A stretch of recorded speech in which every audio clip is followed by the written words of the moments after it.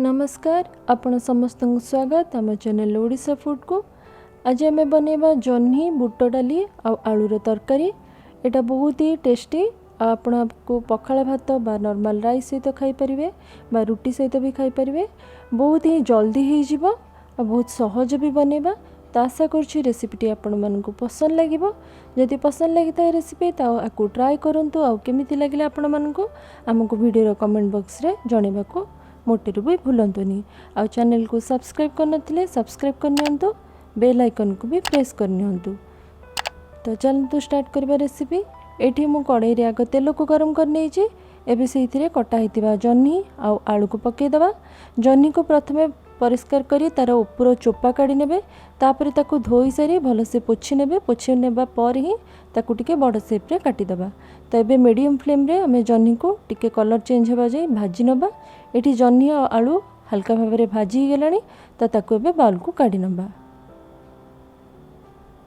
तो पुणी आउ थे अल्प तेल गरम करनेली। से अल्प जीरा पकईदेले आ गोटे तेजपत्र को पकईदेले। ए सब को एबे गोटे मिनिट जाए हल्का लो फ्लेम रे भाजी नबा। एटी टिके जीरा और तेजपत्र भाजी होबा परे से पियाज को ऐड करदेले। पियाज को भी गोल्डन ब्राउन कलर आसवा जाए लो टू मीडियम फ्लेम रे भाजी नबा। तो ये पियाज हल्का भाव में भाजी गलानी, ता कलर चेंज हो गलानी। एबे इथिरे अदा रसुण पेस्ट पकईदबा। मुझे कुटा होता अदा रसुण पेस्ट नहीं, आपड़ चाहिए बटा अदा रसुण पेस्ट को नहीं पारे। तो अदा रसुण पेस्ट को ये आम लो फ्लेम रे बा लो टू मीडियम फ्लेम रे कषि नबा। जमती कि तार रनेस पलैब और से ऑयल सेपरेट हो। तो ये अदा रसुण भल से कषिगला। तापर मुझे टमाटर पकईदेली। आ टमाटर जल्दी मेल्ट होगापाई से अल्प लुण ऐड करदेले। एबे आउ थे मिक्स करनबा। आ टमाटर पूरा मेल्ट होगा जाए ताकू मसला सहित कषि नबा।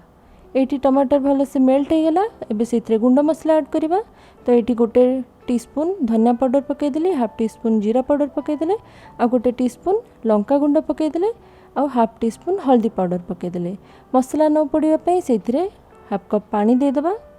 तो ये पानी दे सारा पर पुणी आउ थे गोटे मिनिट जाए ये सब मसला को कषि नबा। एठी फ्लेम पूरा लो रखिए गुंड मसला ऐड करबा टाइम रे, नाले मसला गुडी पोड़ीजिव। तो ये मसला भल से कषि नेले।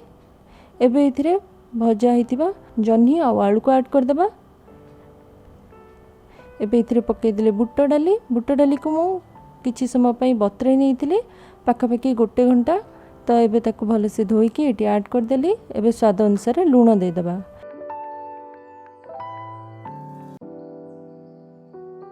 एबे सब को भल से मिक्स करनबा। या आगरू मु जह्नी पोस्तर रेसिपी भी शेयर करछि चैनल रे। आपण जदि देखि नाहंती तेबे आपण आम चैनल रे ताको देखि परिबे। तो ये मसला सहित आम जह्नी आलू आ बुट को भल से मिसई नबा। आम आगरू भी भाजिकी काट देइछे जह्नी आलू को। तो ये भल से कषि नबा आगे मसला सहित। तो रेसिपीटा बहुत जल्दी हो जाए। आपड़ चाहिए गोटे कड़ाई रे मसला कषि नियंतु, आ गोटे कड़ाई रे जह्नी आलू को भाजी नियंतु। तो मसला जिते कषि होतापर आप जह्नी आलू को से ऐड करें। तो ये मु जह्नी को गोटे 5-7 मिनिट जाए मसला सहित कषि नहीं। तो एक्स्ट्रा पानी जहाँ भी जह्नी रे थिला से गुड़ाक सब ये इवापोरेट हो जाइए। तो ये मसला सहित जह्नी आलू और बुट भल से कषिगला। तो ये जी ग्रेवी दरकार से अनुसार पानी देदवा। मुझे पाखापाखि गोटे कप आउ अधा पानी दे देइछि। आपन को जो हिसाब रे ग्रेवी दरकार आपन से हिसाब रे पानी एथिरे ऐड कर परिबे। तो एबे आको पुणी आउ थे कवर करी 8 ରୁ 10 मिनिट जाए लो बा लो टू मीडियम फ्लेम रे कुक करनबा। तो ये जह्नी आलू भल से सिझी जाइए आ बुट भी भल से सिझी गलानी। तो आमर जह्नी आलू तरकारी पूरा रेडी। आको सर्व करने लेबे प्लेट रे। आको आपण गरमा गरम राइस रुटी सहित खाई परिबे। बहुत ही इजी और बहुत हेल्दी रेसिपी भी। बहुत कम ऑयल रे ए रेसिपी को आपण बनै परिबे। तो आशा करछि रेसिपीटी आपन को पसंद लागिबो। जदि पसंद लगे तेबे रेसिपी को निश्चय ट्राई करंतु। आ आपण मन को केमती लागला ता हमको कमेंट करी निश्चय जणांतु। तो आज एठी शेष करछि। पुणी आपण मन को सह देखा हबो आ गोटे नुवा मजादार रेसिपी वीडियो रे। धन्यवाद।